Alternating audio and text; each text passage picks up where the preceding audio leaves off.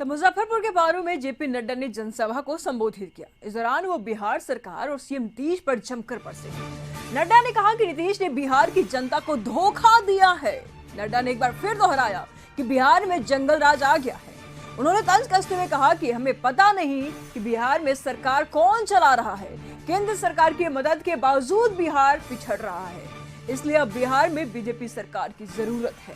बिहार बदलाव चाहता है, नई उमंग के साथ खड़ा होना चाहता है और इससे पहले नड्डा के आगमन पर उनका भव्य स्वागत किया गया और पटना एयरपोर्ट से लेकर मुजफ्फरपुर जाने के क्रम में बीजेपी कार्यकर्ता उनके स्वागत के लिए खड़े थे। मैं नीतीश के लिए उन शब्दों का प्रयोग नहीं करूंगा जिन शब्दों के साथ आजकल उनका वो पर्यायवाची बन गए, लेकिन मैं इतना जरूर कहूंगा कि उन्होंने बिहार की जनता के जनादेश का निरादर किया है। उन्होंने बिहार की जनता के जनादेश का अपमान किया और उन्होंने बिहार की जनता को धोखा दिया। बोलो नीतीश जी धोखा देलन कि ना? धोखा देलन कि ना? आयकर जवाब दिए जाए कि ना? इसलिए मैं आपसे निवेदन करने के लिए आया हूं। सारे विकास के आयाम यहां पर बिहार में हम लोगों ने आगे बढ़ाने का काम किया है, लेकिन हां, जब मैं बिहार के चुनाव में आया था तो मैं आपको आगाह करता था कि अगर ये आरजेडी की सरकार आ जाएगी, अगर ये तेजस्वी की सरकार आ जाएगी तो जंगल राज आ जाएगा। और आज मैं कह सकता हूं कि जंगल राज आ गया है।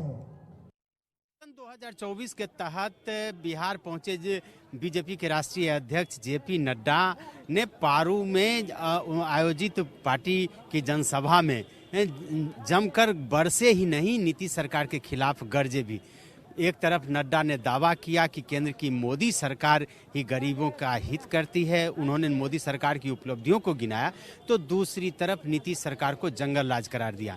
जेपी नड्डा ने आरोप लगाया कि नीतीश और तेजस्वी के मिलने से बिहार में जंगल राज स्थापित हुए हैं और केंद्र सरकार की मदद के बावजूद भी बिहार का विकास नहीं हो रहा है।